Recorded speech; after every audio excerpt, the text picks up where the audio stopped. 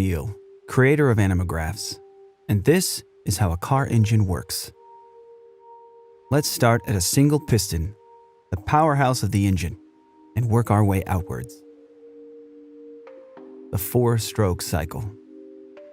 When a piston travels to the end of its range, whether up or down, that's a stroke. Car engines use a four-stroke cycle, and it goes like this. First, intake. The piston descends, sucking an air-fuel mixture into the cylinder through the intake port, with both intake valves open. Next, compression. With all valves closed, the piston comes back up, compressing the fuel and air mixture for more powerful combustion.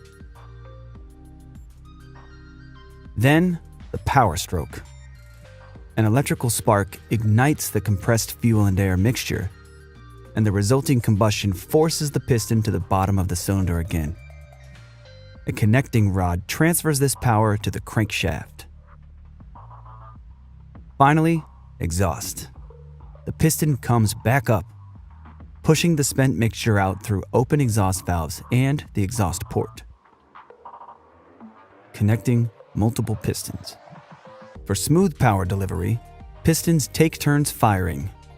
The firing order for this engine is 1, 3, 4, 2. Camshafts with specially shaped cams push spring-loaded valves open in turn.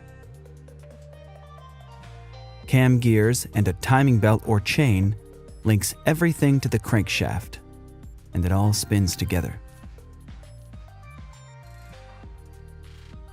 The crankshaft translates piston power out of the engine.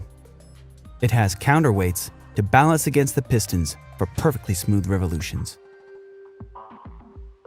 This is what RPM means. We're counting the number of full crankshaft revolutions per minute. The engine block holds the crankshaft and cylinders, and the cylinder head holds valves, ports, cams, etc. A geared flywheel sits at one side of the crankshaft for connection to a transmission. It's also where the starter connects to the system. This engine has 4 cylinders arranged in a single row, but there are many other possible configurations, like 6 cylinders with 3 on each side, angled in a V shape, or 8. Despite different design goals, the basic engine parts are all there. Now let's look at other systems that support this combustion process. Air intake. Air comes in through the air filter and then into the intake manifold, where it mixes with fuel before being sucked into individual cylinders through intake ports.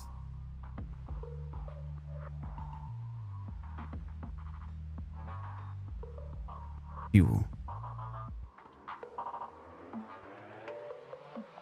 The fuel pump carries gas from the tank through a fuel filter to the engine, where fuel injectors emit a precisely timed spray of gas into the intake port.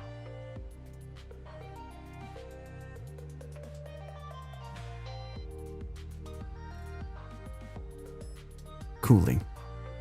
Engines get very hot during operation and require a cooling system. Coolant channels around the cylinders and through the cylinder heads carry a special liquid called antifreeze to keep temperatures within safe operating range. It's called antifreeze because it won't freeze in icy weather. After cooling hot engine parts, coolant circulates through the radiator. The radiator has a network of small tubes and fins.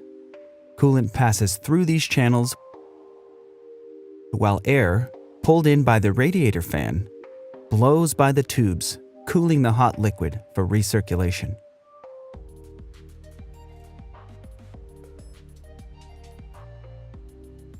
A water pump keeps the coolant system flowing and properly pressurized. The thermostat regulates coolant temperature by either routing coolant back through the engine or to the radiator for further cooling. electrical.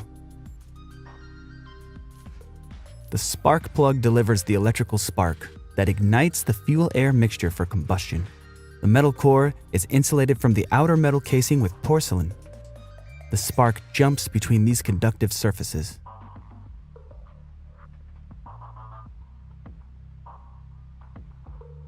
The coil pack delivers electrical current to the spark plugs as directed by the ECM, or Engine Control Module. The ECM is a computer that directs many core engine functions like spark timing, valve open and close timing, air-to-fuel ratio, etc. The alternator works like a power generator, converting the engine's mechanical energy into electricity to charge the battery or run other electrical systems while the engine is running. The battery provides power to the starter for engine start. Oil. Motor oil is used to lubricate, clean, prevent corrosion, improve sealing, and cool the engine by carrying heat away from moving parts. Rings around the top of the piston head keep oil out of the combustion process, while otherwise allowing the cylinder to be lubricated. Oil galleries are channels through the engine block and cylinder head that carry oil to various engine parts. Oil flows through the engine and back to the oil pan for recirculation. Oil rests in the oil pan when not in circulation. The oil pump keeps oil properly pressurized and flowing. And the oil filter keeps oil clean from contaminants.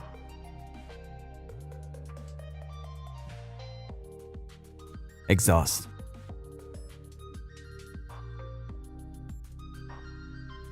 The exhaust manifold collects gases from multiple cylinders into one pipe. Exhaust flows through the catalytic converter, which captures toxic chemicals in engine exhaust, and then out through a muffler that reduces exhaust noise. And finally, here's the full functioning engine with all the basic systems we've discussed.